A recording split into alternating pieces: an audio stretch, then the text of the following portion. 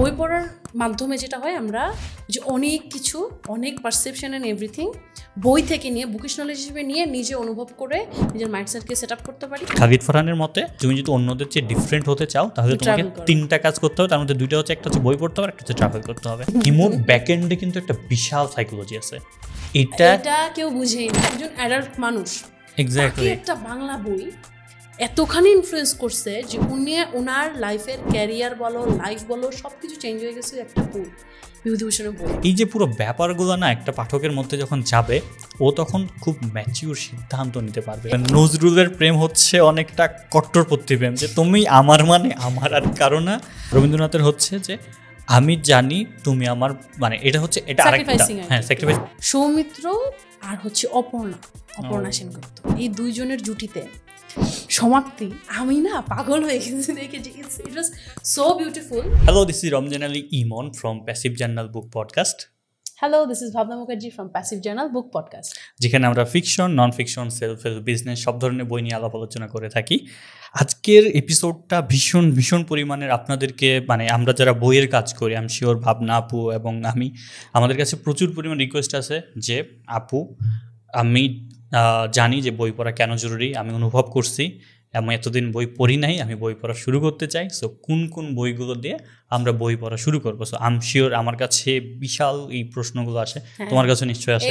এটা রেগুলারলি হচ্ছে কমেন্টটা পাই যে আপু অ্যাজ এ বিগিনিয়ার আমি বই পড়ি নাই, এখন পড়তে চাচ্ছি, ভিডিও দেখে ভালো লাগতেছে বা অনেকের দেখে ভালো লাগতেছে, কি বই দিয়ে শুরু করবো?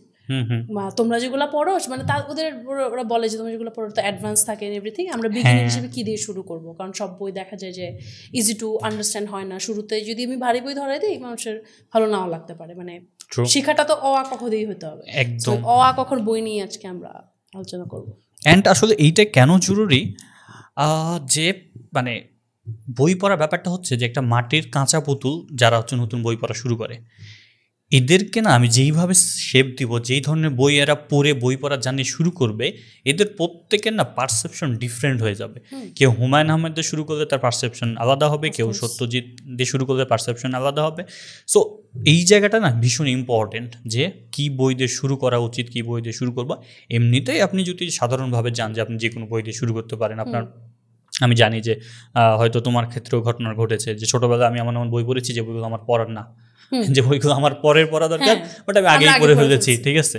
এবং এটা মানে সত্যি কথা বলতে এটা অনেক বেশি শেপ করে। যেমন আমি যদি একদম ছোট একটা মানুষকে সামহ শরৎচন্দ্রের বই দিয়ে বলি যে তুমি পড়তে থাকো, ও অনেক কিছুকে লাইফের অনেক কিছুকে না ও একটু অন্যভাবে দেখবে। ওই সেম মানুষকে যদি আমি শুরু থেকে ফেলুদা দিতাম বা শঙ্কু সমগ্র দিতাম বা গল্পগুচ্ছ দিতাম, এক একজনের এক একভাবে যেত। কারণ ও তো জীবনটাকে অনুভব মানে ও বইগুলো যখন পড়ছে ও নিজের মতো করে অনুভব করছে, পুরো পাথটাই হচ্ছে চেঞ্জ এবং মাইন্ডসেটটাই ডিফারেন্ট হয়ে যেত। সো দ্যাটস ওয়াই বিগিনার হিসেবে আমি বলবো যে কিছু ক্ষেত্রে আসলে কিছু নির্দিষ্ট টাইপের বই দিয়ে শুরু করলে একদম বিগিনার হিসেবে রাস্তাটা অনেক ভালো হয়। পরবর্তীতে অন্য কোনো ফ্যাক্টর দিয়ে ইনফ্লুয়েন্স না হয়ে নিজে চিন্তা করে ভালো বই সিলেক্ট করে মানুষ পড়তে পারে। সো ভালো রিডার হওয়ার জন্য কিন্তু শুরুটাও ভালো হওয়াটা, বলতেছি না যে না ভালো না হইলে সব শেষ হয়ে গেল, পরেও চুজ করতে পারো, পরেও তুমি চুজ করতে পারো, ঠিক করতে পারো, কিন্তু যত হয় তত বেশি ভালো হয়। আচ্ছা, আরেকটা ডিসক্লেমার আমরা দিয়ে দেই, আমরা এই ভিডিও আমরা এক্সপেক্ট করতেছি যে হচ্ছে কিশোর থেকে বাকি বয়সগুলো, আমরা এর বাচ্চা কেউ আমাদের ভিডিও দেখবে শুরু করবে এটা আমরা এক্সপেক্টও করি না আসলে। সো কিশোর যারা হচ্ছে মোটামুটি থাকে, যেমন কমেন্ট সেকশন আমরা যখন দেখি যে লাইক কলেজ বা অ্যাডমিশন স্টুডেন্ট থেকে আমাদের স্কুল মানে মোটামুটি শুরু হয়, ওদের থেকেই আই গেস এটা মোটামুটি ভালো আর কি। সো আমরা ওই যে ধরো ক্লাস 8-এ যে বাচ্চাটা পড়ে তারপরে জেনারেশন থেকে আমরা আরো ধরো একদম যারা আমি ধরলাম যে ইয়ুথ, আমি ধরলাম যে 24-25 বছর বয়স অত আগে বই পড়ে নেই, তাদের জন্য I think it will be helpful. তারাও বেশ একটা খুব ক্লিয়ার মানে একটা গাইডেন্স পাবে যে না আমার এই টাইপের বই পড়লে আমার জন্য ভালো হবে, যেহেতু বইটা যেহেতু নতুন ভাবে শুরু করব। এক্স্যাক্টলি, বই এমন একটা ব্যাপার যেটা তুমিও বললা যে আমাদের একটা পডকাস্ট ছিল যে 7 habit of highly effective people, যে তুমি কিছুদিন আগে একবার পড়ছো, এখন একবার পড়ছো, সো তোমার কাছে পারসেপশন ডিফারেন্ট, তোমার কাছে রিয়েল লাইফের ঘটনাগুলো হচ্ছে যে রিলেট করতে পারো। সো বই আপনি সবসময় আপনার কাছে বইটা জরুরি। যখন আপনি যেমন আমাদের খালিদ ফারহান ভাই, উনি হচ্ছে লাস্টে ওনার আমি একটা পডকাস্ট নিয়েছিলাম বই বিক্ষার জন্য, ওখানে উনি বলেছে যে এখন উনি জোর করে হলেও হচ্ছে যে জাফর ইকবালের G2C রিসেন্টলি বেরিয়েছে ওটা পড়ছে। সো তারপর হচ্ছে যে মাঝে মধ্যে মাসুদ রানা, উনি এখনও 3 গোয়েন্দা মাসুদ রানা পড়ে। সো হ্যাঁ, আপনি একটা যখন আপনার বয়স যখন 12, 13, 14, আপনি যখন মাসুদ রানা পড়ছেন, তা আপনার এক্সাইটমেন্ট আলাদা, একটু বড় হচ্ছেন, এক্সাইটমেন্ট আলাদা, জিনিসপত্র আলাদা। সো মানে আপনি কখনো হয়তো 70% পাবেন, কখনো হয়তো 90% ওখান থেকে রিটার্ন পাবেন, বাট বই সবসময় আপনাকে ভালো জিনিস আসলে সাজেস্ট করবে। সো আমরা যদি একদম শুরু করি যে আসলে কোন বইগুলো দিয়ে শুরু করা উচিত, আমাকে যদি তুমি জিজ্ঞেস করো, আমি সরাসরি বলবো সত্যজিৎ রায়, বিকজ এইটার পিছনে নাইস নাইস। সো আগে তোমারটা বলো কেন। ওকে, সত্যজিৎ রায়ের ক্ষেত্রে যদি আমি বলি তাহলে আমি বলবো যে ফেলুদা দিয়ে আমি পার্সোনালি হচ্ছে গিয়ে আমি সত্যজিৎ রায়কে চিনছি ফেলুদার মাধ্যমে। আমার একজন টিচার ছিলেন, উনি হচ্ছে আমাকে আমার জন্মদিনে ফেলুদা সমগ্র গিফট করছিলেন। কোন ক্লাসে এটা? As far as I remember that was class 4 or 5, মানে খুব পারফেক্ট একটা পারফেক্ট টাইমে। এবং আমার স্যারের নাম ছিল অবনী স্যার, স্যার মারা গেছেন। স্যার আমাদের মেইনলি হচ্ছে কি কেমিস্ট্রি পড়াতেন। তো যেরকম উনি কেমিস্ট্রিও পড়াতেন, তখন ওই ছোটোবেলায় হচ্ছে কি আবার স্যারের মেয়ে হচ্ছে আমার ক্লাসমেট ছিল, ওই জায়গা থেকে স্যারের সাথে আমাদের আগে থেকে হচ্ছে আমাদের ফ্যামিলিতে একটা বন্ড ছিল আর কি। তো স্যার হচ্ছে বই পড়া ব্যাপারটাকে না খুব উৎসাহ দিতেন, খুব মানে আগ্রহ দিয়ে আমাদেরকে বলতেন যে এইটা পড়ো, ওইটা পড়ো, তোমাদের জন্য এটা ভালো হয় এভরিথিং। এবং আমার অনেক টিচারই আমাকে দেখতো যে আমি বইটই পড়তেছি, তো উনি আমাকে ফেরত সমগ্র দিয়েছিল। তো প্রথম যখন আমি পড়লাম সোনার কেল্লা পড়লাম, তারপরে হীরের আংটি একটা ছিল, ওইটা যখন ভুলে গেছি আসলে। তো এই যে আমি না নামটা হয়তো ভুলে গেছি, but I still remember that what it made me feel, যে একটা মানে অন্য একটা জগতে ঢুকে যাওয়া। পড়তে পড়তে কোনো হুঁশ জ্ঞান থাকতেছে না, পড়েই যাচ্ছি। তো একদম বাচ্চাকালে যদি আমি ওই বইটা পড়ি তাহলে একটা এক্সাইটমেন্ট, নতুন কিছু জানা। আমি বাচ্চা কিন্তু স্টিল একটা অ্যাডাল্ট আমাকে খুব ইম্পর্টেন্স দিয়ে ফেলুদা কিন্তু ওনার বইয়ে তফসির জিনিসটা যদি বাচ্চাকে কিন্তু খুব ইম্পর্টেন্স দিয়ে উনি সামিল করতো নিজেকে। তখন সাবাস তফসির নিজেকেই হচ্ছে গিয়ে ওই ফিলটা আসতো যে না, আমিও মনে হয় অ্যাডভেঞ্চারে সামিল আছি। আমি সাবাস ফেলুদার যে হাত মনে আমি পাইছি আমার কাঁধের উপর, ঠিক আছে, এটাই আর কি। ওই জিনিসটা তখন পড়ছিলাম, ভালো লাগছিল। এবং ছোটবেলায় যখন সহজ বইগুলো আমি পড়ছি, ওই নির্মল নিখাত বিনোদনটা যখন পাইছি, তখন না বইয়ের প্রতি অটোমেটিক্যালি আগ্রহ বেড়ে গেছে। একটা ভালো বই কিন্তু আমাকে ভালো বই, অন্যান্য বইয়ের প্রতিও খুব আগ্রহী করে তোলে। সো ফেলুদা পড়লে কোনো বাচ্চা সে পরবর্তীতে বই পড়বে না, অন্তত উল্টায় দেখবে না, এটা জাস্ট আমি বিশ্বাসই করি না। এবং সে বড়দের ক্ষেত্রে এখন আমি হয়তো যেহেতু পড়ে ফেলছি, আমার হয়তো আমি নস্টালজিয়া রাইডে ভুগবো, আমার ভালো লাগবে, কি ফিল করছি আমি এভরিথিং, হয়তো কোনো ইনার ডিপ মিনিং খুঁজে পাবো, হয়তো উনি ওটা মিন করাও লিখে নাই, আমি হয়তো পাবো। কিন্তু এইটুকু বলা যায় যে এখন ধরো যদি একদম একটা 18-19 বছরের ছেলে বা একটা 21-22 বছর বেশি মেয়েও যদি ফেলুদা দিয়ে শুরু করে, সে না এটা ফিল করবে যে আমার ছোটোবেলাটা এরকম ছিল। সে নিজের মধ্যে নিজের ইনার চাইল্ডটাকে ফিল করবে, যেটা তাকে আরও বইয়ের দিকে আগ্রহী করে তুলবে, বইটাকে ভালোবাসতে সাহায্য করবে। সো দ্যাটস ওয়াই আমার মনে হয় যে বিগিনার হিসেবে হোক বা overall Satyajit Feluda that's why আমার খুব বেশি পছন্দ। নাইস। আমার না হচ্ছে আমার দুইটা অবজারভেশন আছে এখানে। আমার অবজারভেশনগুলো কেন জানি দিন বাই দিন অনেক ডিপ হয়ে যাচ্ছে, বাট আই লাভ দিস। হ্যাঁ, আই লাভ দিস। ধরো একটা যেমন হচ্ছে, তুমি যদি ফেলুদা পড়ো, তুমি যখন ফেলুদা পড়ছো তখন তোমার কাছে না ফেলুদা একটা ফ্যাসিনেটিং ক্যারেক্টার, মানে সবাই তখন ফেলুদা হতে চায়।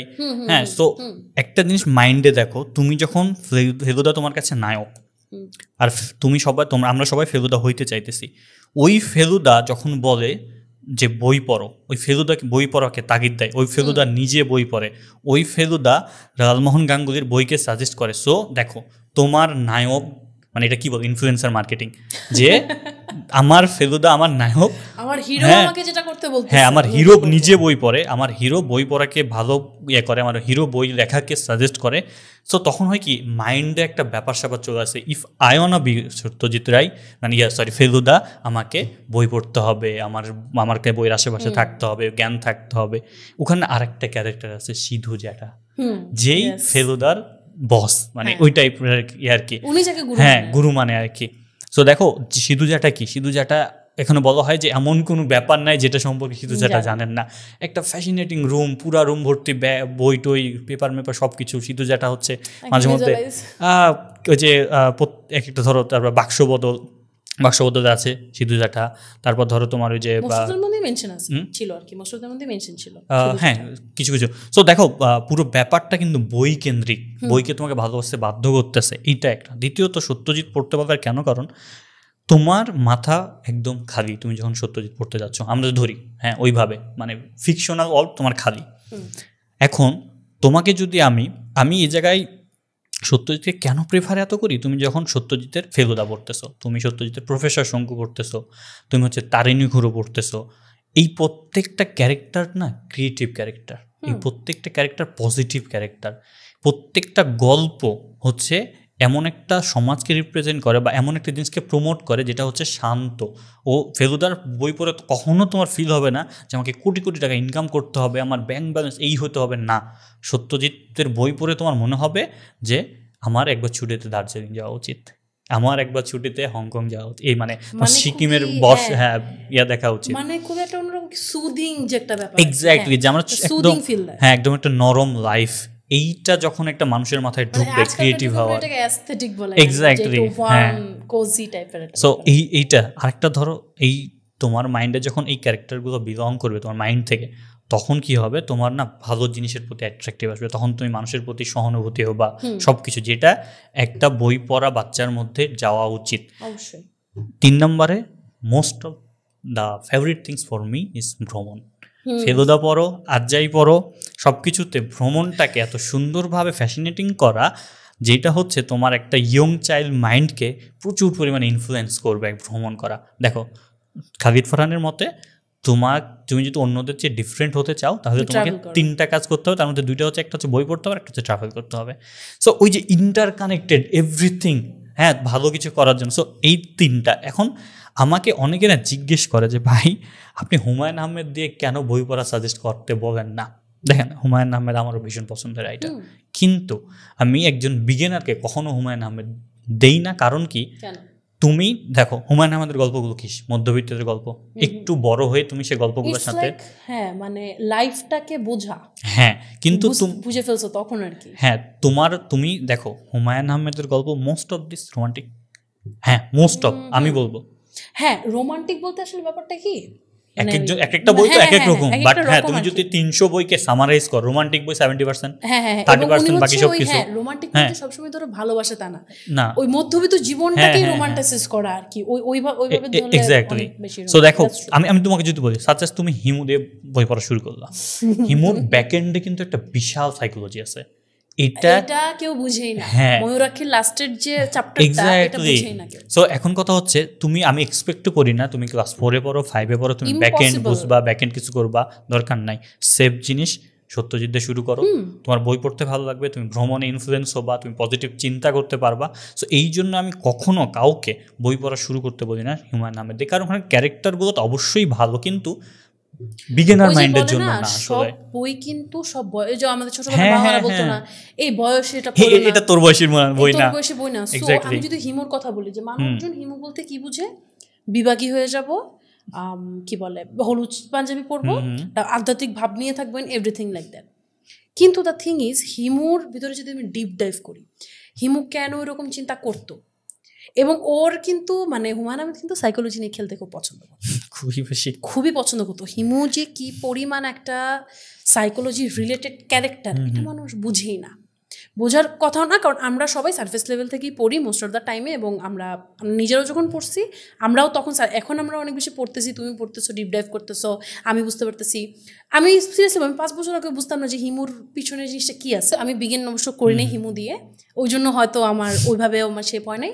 তবে দ্যাটস ট্রু যে ওই রকম দেখতে সারফেস লেভেলে হালকা হলেও যেগুলো বেশ ওয়েটেড ক্যারেক্টার বা বই আছে, ওগুলো দিয়ে শুরু না করাটাই বেটার অপশন। মানে সত্যজিতের বই পড়লে ওই ফাঁকা মাইন্ডটার মধ্যে অনেক রকমের ক্রিয়েটিভ জুস আসে, যেটা হচ্ছে পরবর্তীতে একটা রিডারকে হেল্প করে to understand things better. And হচ্ছে হ্যাঁ একটা জিনিস খেয়াল করবা, যে সত্যজিতের প্রত্যেকটা গল্পে ইচ অ্যান্ড এভরি স্টোরি একটা ক্রিয়েটিভ ক্যারেক্টার থাকে, প্রত্যেকটা গল্প একটা করে ক্রিয়েটিভ ক্যারেক্টার থাকে। সো এটা হচ্ছে মানে wonderful, it's wonderful.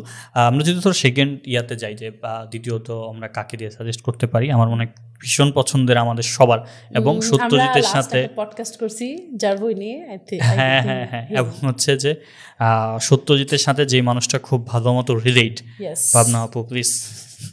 Okay, so Bibhutibhushan Bandyopadhyay আমাদের সবারই খুবই পছন্দের একজন লেখক, যিনি হচ্ছে গিয়ে প্রকৃতির সাথে কিভাবে হচ্ছে একাত্ম হতে হয় এবং সেই প্রকৃতির মধ্যে হারায় যাওয়া, আবার একই সাথে মুদ্রার অপর পিঠের মতো জীবনকে খুব প্রবলভাবে বাঁচা, ওইটাকে হচ্ছে কি যে বেঁচে থাকার জন্যই আর কি জীবনকে সেলিব্রেট করা আমাদের মানে পথের পাঁচালী, অপরাজিত, আর প্রকৃতির একাত্মতা, অ্যাডভেঞ্চার, চাঁদের পাহাড়, আরণ্যক। তো এই বইগুলা পড়লে আসলে আরণ্য মানে অন্যরকম ভাবে না নিজের মাইন্ডটাই শেপ হয়ে যায়। ওই যে খালিদ ফারহান ভাই একটা কথা বলে না যে বই পড়া, ট্রাভেল করা কেন অনেক বেশি ইম্পর্টেন্ট যদি তুমি ভালো কিছু করতে চাও। বই পড়ার মাধ্যমে যেটা হয়, আমরা যে অনেক কিছু, অনেক পারসেপশন অ্যান্ড এভরিথিং বই থেকে নিয়ে, বুকিশ নলেজ হিসেবে নিয়ে নিজে অনুভব করে নিজের মাইন্ডসেটকে সেট আপ করতে পারি বা শেপ করতে পারি। ঠিক সেরকমভাবেই ট্রাভেলিংয়ের ক্ষেত্রে কি হয় যে অনেক জায়গা ঘুরে, অনেক মানুষজন ঘুরে টুরে সেগুলো নিজের মধ্যে নিতে পারতেছি। এখন দিস ইজ ট্রু যে সবার পক্ষে আসলে ট্রাভেল করা ওই লেভেলে পসিবল হয় না, তাদের জন্য হচ্ছে বিভূতিভূষণের বই। এন্ড একটা জিনিস না, প্রকৃতির মধ্যে তোমাকে ট্রাভেল করায়, you don't have to go anywhere. And হচ্ছে যে আমাদের একটা পডকাস্ট হয়েছে তোমার হচ্ছে সত্যজিৎ রায় এবং ফেলুদা এই ব্যাপার স্যাপার নিয়ে, ওখানে আমরা বিভূতির একটা কথা বলেছিলাম যে তুমি যদি দেখো যে সত্যজিৎ রায় কিন্তু যখন তোমার হচ্ছে যে উনি পথের পাঁচালী করে তার 1 বছর আগের কাহিনী, যে উনি মোটামুটি বাংলা সিনেমা টিনেমা দেখতেন না, ঠিক আছে, উনি প্রচুর পরিমাণে বাইরের সিনেমার ফ্যান ছিলেন। সো দেখো যেই মানুষটা কখনো না মানে বাংলা সিনেমা পছন্দ করতো না, দেখতোই না, ওই মানুষটা আমাদের উপমহাদেশের একজন অস্কার জয়ী ফিল্ম মেকার হয়ে গেল। এটার পিছনে সবচেয়ে বড় অবদান হচ্ছে আম আটির ভেপু, তখন ছিল সেইটা নাম, এখন সেই নাম হচ্ছে পথের পাঁচালী আর কি। যে এই মানুষটাকে যখন ওই বইটা দেওয়া হয়, উনি তো হচ্ছে যে একটা অ্যাডভার্টাইজিং ইয়াতে চাকরি করতো আর কি, সো ওনাকে যখন দেখা হয় তখন হচ্ছে যে উনি তো ওই সময় হচ্ছে একটা লন্ডনে একটা ট্রিপে গেছিলো আর কি, ইন্ডাস্ট্রিয়াল ট্রিপে, উনি আর হচ্ছে যে বিজয়া সত্যজিতের স্ত্রী আর কি। সো ওনাকে যখন দেওয়া হয়, উনি লন্ডন ট্রিপের মধ্যে ব্যাক করার পর উনি পুরো হচ্ছে আমরা যেটাকে এখনকার ভাষায় বলছি গ্রাফিক্স নভেল, ওটা পুরো এঁকে ফেলছে, হ্যাঁ স্টোরি বোর্ড বানায় ফেলছে, হ্যাঁ জাহাজে বসে, তারপর ওই যে ওখানকার ট্রেনিংয়ের ফাঁকে ফাঁকে আর কি স্টোরি বোর্ডগুলো বানাইতেছিল। তারপর হচ্ছে কিভাবে উনি চাকরি ছাড়লো, ওনার বিজয়ার হচ্ছে গহনা বন্ধক রেখে সিনেমা করলো। এটা নিয়ে আমাদের যে একটা পডকাস্ট আছে, আপনাদের হয়তো এখানে দেওয়া থাকবে, আপনারা দেখে নিয়েন আর কি, ইটস ওয়ান্ডারফুল। এটা নিয়ে আমরা প্রায় অনেকক্ষণ কথা বলেছি। হ্যাঁ, কিন্তু একটা জিনিস দেখো, যেই মানুষ সিনেমা দেখতো না সেই মানুষ হচ্ছে অস্কার পাইছে, এই পথের পাঁচালী তাকে ইনফ্লুয়েন্স করছে। এবং একটা জিনিস হচ্ছে লক্ষণীয়, ওই সময় পুরো ভারতবর্ষে এই ধরনের সিনেমা চলতো না। সো একজন নিয়ম ভেঙে ওর নিজের পছন্দ, সত্যজিৎ রায় কি বলে একটা ইন্টারভিউতে দেখছে যে আমি সেই সিনেমা বানাই যেটা করতে আমি এনজয় করি বা আমি নিজে যেটা দেখতে চাই আর কি। সো ওনাকে যখন বলা হলো যে আপনি শুধু বাংলাতে কেন সিনেমা বানান, আপনি বাইরের ল্যাঙ্গুয়েজে কেন সিনেমা বানাতেন না, দেখো বাংলাতে আমি বড় হয়েছি, আমার নিজে বাংলাতে আমি খেয়েছি, আমি বাংলা ভাষায় গল্প করেছি, বাংলা ভাষায় আড্ডা দিয়েছি, আমি না জানি যে কোন ভাষায় কিভাবে অনুভূতি প্রকাশ করতে হয়, কোন কেউ কিছু হতে হয়। হ্যাঁ, আমি বাইরে গেলে সিনেমা বানাতে পারবো, কিন্তু আমি বাংলায় বসে যেই সিনেমা বানাতে পারবো, যে অনুভূতি তুলে আনতে পারবো, আমি বাইরে সেগুলো পারবো না। সো আমি যেন বাইরে জেনে বাংলাতে সিনেমা বানাচ্ছি। মাতৃভাষাটার মধ্যে দিয়ে যেভাবে এক্সপ্রেস করা যেত, এখন আমরা যদি ইংলিশে সত্যজিৎ রায় নিয়ে কথা বলতাম, we could express, I know, আমরা পারতাম, কিন্তু এখন যে এক্সাইটমেন্ট নিয়ে, যে চমৎকার একটা ফিল নিয়ে করতেছি না, এটা আসলে আসতো না। আর সত্যজিৎ রায়ের এই তার বই পড়ার অভ্যাস, তার বই দিয়ে ইনফ্লুয়েসড হওয়া, এটা জাস্ট মানে ওনার বই পড়ে যতটুকু দেখছি, আত্মজীবনী টাইপ লেখা পড়ে যতটুকু বুঝতে পারছি, বা মানুষের বই পড়ে যতটুকু দেখছি, যে এই বিভূতিভূষণের পথের পাঁচালী পড়ার পর ওনার পুরো মনোজগৎ, উনি কিন্তু তৎকালীন সময়ে মানে কি কোনো বিগিনিয়ার মাইন্ড না, অনেক জায়গা থেকে সমৃদ্ধ হয়ে, হ্যাঁ, চাকরি বাকরি করে একজন অ্যাডাল্ট মানুষ, এক্স্যাক্টলি একটা বাংলা বই এতখানি ইনফ্লুয়েন্স করছে যে ওনার লাইফের ক্যারিয়ার বলো, লাইফ বলো, সবকিছু চেঞ্জ হয়ে গেছে একটা বই, বিভূতিভূষণের বই। আচ্ছা, আপনাদেরকে একটা সিনেমা সাজেস্ট করি, নাম হচ্ছে অপরাজিত। এটা কিন্তু অপুর ট্রিলজি, অপরাজিত না, একটা সিনেমা আছে যেটা হচ্ছে 2022 সালে, হ্যাঁ জিতু কামাল যেটা, হ্যাঁ, যে পথের পাঁচালী কিভাবে বানানো হয় সেটা নিয়ে he did really good, must watch cinema, মানে চমৎকার সিনেমা। আমি দেখছি, কয়েকদিন আগে দেখছি আমি, মানে অসাধারণ লাগছে। প্রত্যেকটা মানুষ এত সুন্দর অভিনয় করছে যে জাস্ট বলার মতো, মানে আউটস্ট্যান্ডিং। ওটা দেখে নিন। এখন হচ্ছে আমরা আসলে দেখো, আমরা কিন্তু বিভূতিভূষণ নিয়ে কথা বলতেছিলাম, আমরা সত্যজিতে ঢুকে পড়ছি, বিকজ আচ্ছা আরেকটা ব্যাপার, পথের পাঁচালী সত্যজিৎ রায়ের লেখা না, ডোন্ট ডু দিস। হ্যাঁ, এটা বিভূতিভূষণ বন্দ্যোপাধ্যায়ের লেখা আর কি। এটা অনেকেই বলে যে হ্যাঁ সত্যজিতের পথের পাঁচালী, সত্যজিতের সিনেমা পথের পাঁচালী, কিন্তু উপন্যাসটা লিখছে, মানে পুরো ট্রিলজিটাই লিখছে হচ্ছে বিভূতিভূষণ। আর এখানে ছোট করে একটু অ্যাড করে দেই যে অপুর ট্রিলজিতে অপুর যে ছেলে ছিল কাজল, ওই বিভূতিভূষণের ছিল, তারাদাস বন্দ্যোপাধ্যায় কিন্তু কাজল নামে একটা সেপারেট হচ্ছে বই লিখছে, যে বইটার মধ্যে এত বেশি নস্টালজিয়া ট্রিগার করে পথের পাঁচালীর, যেটা অবিশ্বাস্য, মনেই হয় না যে তারাদাস, একদম সত্যি কথা বলতেছে আমি, তারাদাসের বন্দ্যোপাধ্যায়ের মানে লেখনী, উনি ওনার বাবার স্টাইলি যখন লিখছে, মানে এত সুন্দর করে উনি লিখছে, এটা জাস্ট বলার মতো না। যারা উপটুলজি পছন্দ করেন, দেখছেন এবং বইটাও পড়ছেন, তারা অবশ্যই কাজল বইটা পড়েন, ভালো লাগবে। তারানাথ তান্ত্রিক, তারানাথ তান্ত্রিকও তো হচ্ছে বিভূতিভূষণ লিখছে, দেন উনি এক্সটেন্ড করছে আর কি, ওইটা একটা ডিফারেন্ট জনরা। কিন্তু কাজলের বইটা একটু সামহাউ না, ওই যে তুমি তারাপদের কথা লেখার কথা বললা, তাই বললাম আর কি। হ্যাঁ, এটা আসলে ঠিক, মানে উনি এত অ্যাডাপটিভ ভাবে লিখছে যে ইটস জাস্ট মানে হারায় যাওয়া ছাড়া কোনো উপায় থাকে না। আমার ভীষণ পছন্দের হচ্ছে তারানাথ তান্ত্রিক, আমি প্রচুর শুনি, এটা প্রচুর পড়ি, পছন্দ আমার। সো এটাও অ্যাডেড তারানাথ তান্ত্রিক। ওকে, ওনার সবগুলাই আসলে এক্স্যাক্টলি অ্যাড করার মতো। এমন হচ্ছে যে আমরা যারা পড়ছি, আমাদের কাছে যদি তুমি জাস্ট, আমি কাজ নিয়ে ব্যস্ত আছি, হ্যাঁ, তুমি এসে জাস্ট বলো ভাইয়া পথের পাঁচালী, চাঁদের পার, কাজ দাও, ভার্মে যা তোমার কাজ। যখন বুক সেলফ গুছাইতে যাই, আমি আলাদা করে আগে থেকে বিভূতিভূষণের বইগুলো আমি লিটারালি আলাদা করে রেখে দিয়েছি। একবার শুরু করলে আমার আর কাজটা যাবে না, আমি কাজ শেষ করি তারপরে আমি পড়বো। কিন্তু দেখা যায় স্টিল 1 পাতা 2 পাতা 3 পাতা কখন যে বসে পড়ছি নিজেরও খেয়াল থাকে না। এটা না, দেখো বাবর আলীকে যে আমি ইন্টারভিউ করছিলাম, ওখানে ওনাকে না ওনার ট্রাভেল নিয়ে জিজ্ঞেস করছিলাম, উনি শুরুই করছে বিভূতিভূষণের চাঁদের পাহাড়। সো দেখো, আমাদের নায়ক বা আমাদের কাছে বাবর আলী তো এখন অবশ্যই একটা ভীষণ গর্বের একজন মানুষ, হ্যাঁ, যে উনি প্রথম বাংলাদেশি হিসাবে মাউন্ট এভারেস্ট অ্যান্ড লোডস দুইটা একসাথে জয় করছে, আর ষষ্ঠ বাংলাদেশি হিসাবে মাউন্ট এভারেস্ট জয় করছে আর কি। তো উনি শুরু করছে যে আমাকে ইনফ্লুয়েন্স করছে আসলে ওই যে চাঁদের পাহাড়, যে পুরো পৃথিবী যাদের হচ্ছে বা হচ্ছে বাড়ি এই টাইপের একটা, এবং পুরো ছাদ হচ্ছে যে মানে আকাশ হচ্ছে তাদের ছাদ আর কি। এই লাইনটা আমি ভুলে গেছি, ইটস আ বিউটিফুল লাইন, আমার মনে করা উচিত ছিল।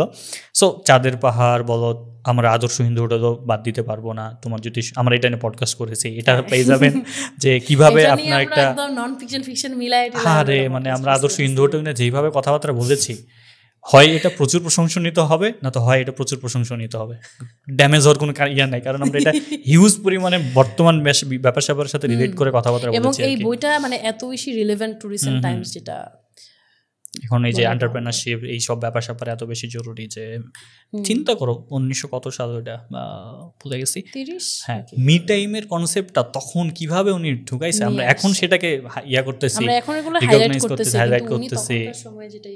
হ্যাঁ, ওকে। সো ধরো আমরা যদি গেলাম আরেকটা, যেটা হচ্ছে একদম ক্লাসিক, যেটা সব সময়ের জন্যই থাকে, যেটা হচ্ছে রবীন্দ্রনাথের গল্পগুচ্ছ। ইয়েস, অফকোর্স, রবীন্দ্রনাথের গল্পগুচ্ছের মধ্যে আচ্ছা আমার সবচেয়ে পছন্দের গল্প সমাপ্তি। আচ্ছা, আমার হচ্ছে পোস্টমাস্টার। সমাপ্তি গল্পটা যে একটু রোমান্টিক স্টিল, মানে আই ডোন্ট নো, এটা না অন্য একটা ব্যাপার কাজ করে। এবং তুমি, আমি আবার একটু ব্যাক করতেছি সত্যজিৎ রায়, ওনার 3 কন্যা ইউটিউবে অ্যাভেলেবল আছে। 3 কন্যার মধ্যে একটা হচ্ছে পোস্টমাস্টার বানাইছিল, আরেকটা মনে হয় মণিহারা, আর হচ্ছে গিয়ে সমাপ্তি। 3টা মিলে হচ্ছে একটা বড় ইট্রোলজি আর কি। 3 কন্যা, সৌমিত্র আর হচ্ছে অপর্ণা সেনগুপ্ত, এই 2 জনের জুটিতে সমাপ্তি, আমি না পাগল হয়ে গেছি দেখে। ইট ওয়াজ সো বিউটিফুল। এবং কি বলবো, মানে মানুষের ওই যে ফিলিংস, তৎকালীন সময়ের রোমান্টিকতা বলি, এবং ওই 2টা ক্যারেক্টার, কি যেন, অপূর্ব আর মৃন্ময়ী, ওই 2টা ক্যারেক্টারের যে একটা ওই যে কি বলে অল্প বয়সের একটা ভালোবাসা, নিখাদ নির্মল একটা ভালোবাসা, কোনো স্বার্থর কথা চিন্তা করতেছে না, কিছু চিন্তা করতেছে না, নর্মাল নিখাদ ভালোবাসার মতো। ওইখানে যে তাদের খুবই এবং ইজি এক্সপ্রেশন, অপূর্ব বলতেছে আমার ভালো লাগছে তাই এরকম করছি, আবার মৃন্ময়ী বলতেছে হ্যাঁ আমার ওইটা ভালো লাগছে আমি ওইটা করছি। ওই যে খুব ইজি গোয়িং কনভারসেশন এভরিথিং। এবং ওইটার ভিতর থেকে বাবা মেয়ের সম্পর্ক তুলে আনা, মা মেয়ের সম্পর্ক তুলে আনা, তারপর ধরো পুত্রবধূ শাশুড়ির সম্পর্ক তুলে আনা, স্বামী স্ত্রীর সম্পর্ক তুলে আনা, মা ছেলের সম্পর্ক তুলে আনা, লট অফ কি বলে প্যাটার্ন ইন ওয়ান স্টোরি। এবং খুব সুন্দরভাবে ওই যে পারিবারিক ব্যাপারটা খুব সুন্দর করে দেখাইছে, প্রত্যেকটা রিলেশনশিপ খুব সুন্দর করে নার্চার করে দেখাইছে, ছোট গল্প যদিও। সো দ্যাটস ওয়াই গল্পগুচ্ছের সমাপ্তিটা ওই পার্সোনাল রিলেশনশিপের ওই জায়গাগুলো থেকে আমার খুবই চোখ লাগে। এবং হচ্ছে রবীন্দ্রনাথ ঠাকুর, রবীন্দ্রনাথ ঠাকুরের গল্পগুলো কেন জরুরি, এটাও আমি একটু ডিপ ড্রাইভের ব্যাপার স্যাপার। যে রবীন্দ্রনাথ রিপ্রেজেন্ট করছে তোমার ক্লাসিক্যাল লাভকে। যে তুমি যেমন এক রাত্রি গল্প যদি দেখো, যে এক রাত্রি গল্পের ওই যে বৃষ্টি হচ্ছে, ওর যে প্রেমিকা ছিল এখন বিবাহিত, ও আর ওই এক জায়গায় দাঁড়ায় আছে। এটা মানিক বন্দ্যোপাধ্যায় হলে কী করতো, ভাই পালাই যা, দুনিয়া ভারমে যা, ঠিক আছে। বাট দেখো রবীন্দ্রনাথ ঠাকুর কেন জরুরি, রবীন্দ্রনাথ ঠাকুর ম্যাচিউর সিদ্ধান্ত দিল যে ও আমার আজকে কেউ না, ও সংসার করুক, ও ওর জায়গায় থাকুক। ইটস আ ক্লাসিক্যাল লাভ। তোমাকে ম্যাচিউর সিদ্ধান্ত নিতে রবীন্দ্রনাথ শেখাবে, তোমাকে ম্যাচিউরভাবে অনুভব করতে শেখাবে।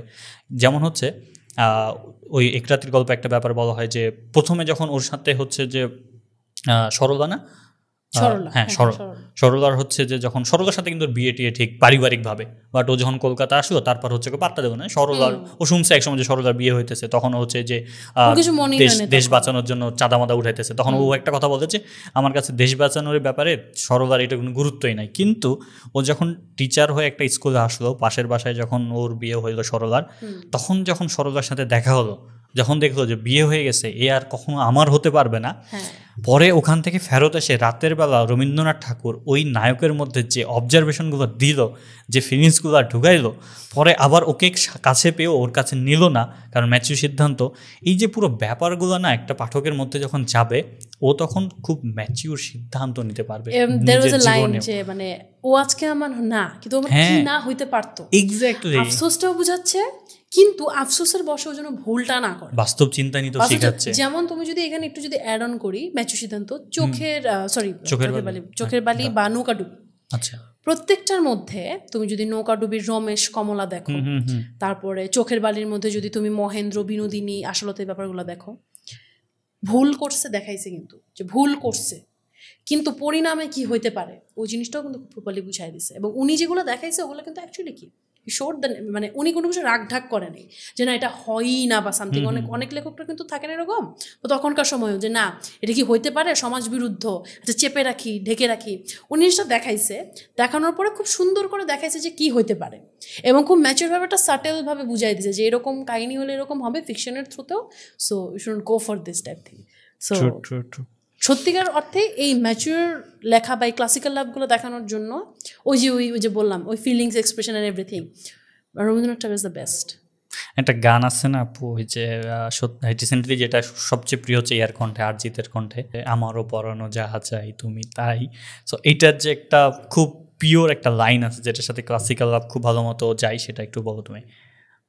রবীন্দ্রনাথের এই গানের সাথে পিওর লাইন ওই যে এই সরলারের ব্যাপারটা যদি তুমি কানেক্ট করতে যাচ্ছ, আচ্ছা দ্যাট উইল বি তুমি সুখ যদি নাহি পাও যাও সুখেরই সন্ধানে যাও, আমি তোমারই পেয়েছি হৃদয় মাঝে আরো কিছু নেই চাইকো। মানে তুমি যেটা চাচ্ছ সেটা যদি তুমি এখানে না পাও তাহলে তুমি যাও, বাট আমি তোমাকে যেহেতু পাইছি আমার মনের মধ্যে, আমার জন্য ওইটাই এনাফ।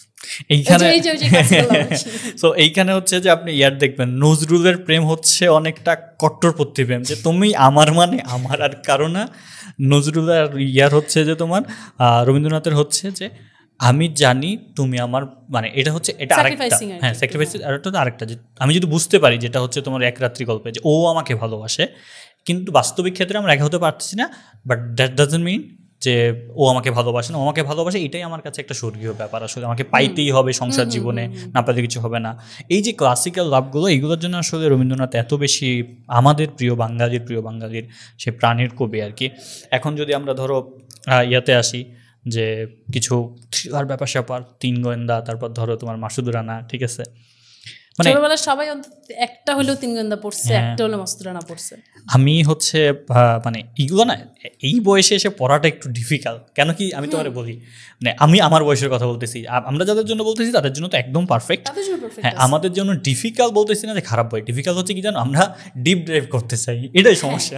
কাহিনী ডিপ ড্রাইভ করতে চাই, যে যখন তুমি ছোট, যখন তুমি জীবনের ওই ভিতরের দিকে যাও না, তখন তুমি উপর দিয়ে জিনিসটা পড়ো, তুমি বিনোদন পাইছো।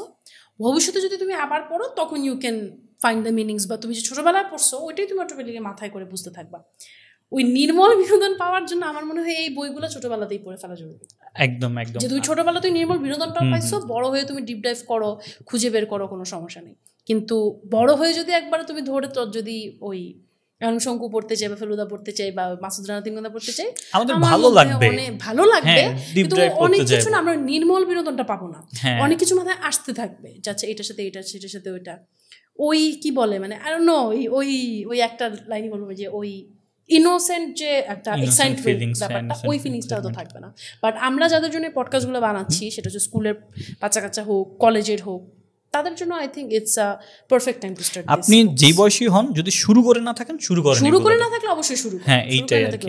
এবং দেখো মাসুদ রানা তিন গোয়েন্দা আমি চিন্তা করলাম এইটা আসলে এত বেশি পপুলার কেন সবার কাছে বা ছোট বয়সে যখন পড়ে তখন এত বেশি কেন ওই যে তিন গোয়েন্দাতে কি হচ্ছে যে তিনটা বাচ্চা কাচ্চা পৃথিবীর সব সমস্যার সমাধান করে দিচ্ছে ঠিক আছে দ্বীপে যাচ্ছে তারপর হচ্ছে ফ্যাসিনেটিং একটা ব্যাপার স্যাপার হ্যাঁ একদম এইটা একমাত্র এইটাই কারণ মাসুদ রানা পৃথিবীর সেরা গোয়েন্দা ঠিক আছে ওই যে মহাপুরুষে কি করলো তোমার হচ্ছে গুলিমুলি খাইয়া পরে আবার আরেকটা দ্বীপে গেল দ্বীপে গিয়ে নিজেকে হচ্ছে তৈরি করলো আবার আসলো হ্যাঁ সব সবগুলো হিরোইক অলওয়েজ হিরোইক যে এই জন্যই অন্যায় হচ্ছে অন্যায়ের পরে আবার ঠিকঠাক মানে সত্যের জয় এইগুলো আমি কেন সাজেস্ট করি সেটা হচ্ছে এটা না তোমার হচ্ছে চিন্তার ভাবনাকে এত বেশি লম্বা করবে বা তোমার ফিকশনাল ওয়ার্ল্ডটাকে এত বড় করবে।